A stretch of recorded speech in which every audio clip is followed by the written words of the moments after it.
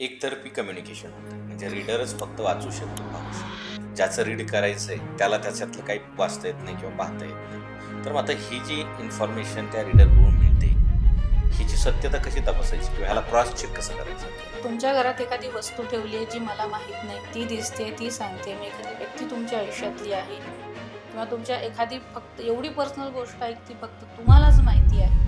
या सगळ्या गोष्टी रीड करताना मी रीडर सांगत असते. आणि प्रेझेंट मधलं पण समजतं. हो, जसं की एक पोलीस आले होते माझ्याकडे आकाशिक रीडिंगसाठी. रिटायर पोलीस होते. आता त्यांचं डोकं कसं असतं तुम्हाला कल्पना असेल, पण तरीही अप्रिशिएट करावं लागेल की ते आकाशिक रीडिंग घ्यायला आले. आणि मला रीडिंग करताना त्यांच्या रीडिंगमध्ये एक सिल्वर कॉईन दिसला ज्यावर सिकंदरचं चित्र आहे. तुमच्या घरी कॉईन आहे का विचारलं. त्यांना काही आठवत नव्हतं, पण म्हणाले माझ्या घरी असेल, जिथे नेटिव्ह प्लेस आहे तिकडे मी गेलं तर चेक करेन.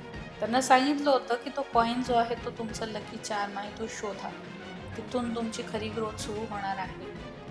ते गेले गावाला. त्याच्यानंतर त्यांना तो कॉईन सापडला. त्यांनी मला फोटोसुद्धा पाठवला होता. आता ही गोष्ट त्यांना स्वतःला सुद्धा माहीत नाही. आता रिटायर म्हटल्यानंतर त्यांचं वय बरंच आहे.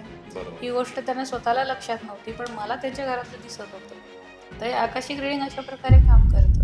बरेच लोक म्हणतात की आम्हाला भूत प्रेत दिसतं किंवा आम्हाला कुठला तरी करणीची बाधा आहे वगैरे वगैरे. ह्या गोष्टी जाणून घेता येतात का याच्यामध्ये? ऑफकोर्स. मुळात जेव्हा माझ्याकडे प्रश्न येतात तिथेच क्लिअर होतं की खरंच हे ब्लॅक मॅजिक सारखं आहे की हा फक्त त्यांचा भ्रम आहे.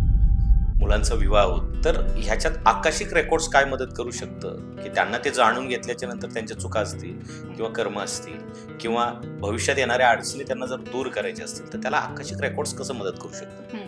तर आपलं जे अनाहत चक्र आहे ते ब्लॉक झालेलं असतं आणि त्यामुळे लग्न जमत नाही.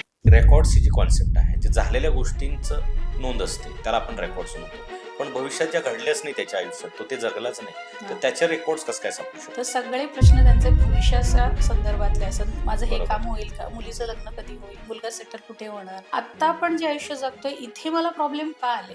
आणि दुसरी सगळ्यात महत्वाची गोष्ट म्हणजे आज लग्न मुलांचं मुलींशी होतच नाही, प्रोफेशनशी होतं. एक्झॅक्टली. कलियुगाचा नाश जो आहे तो सुरू झालेला आहे ऑलरेडी.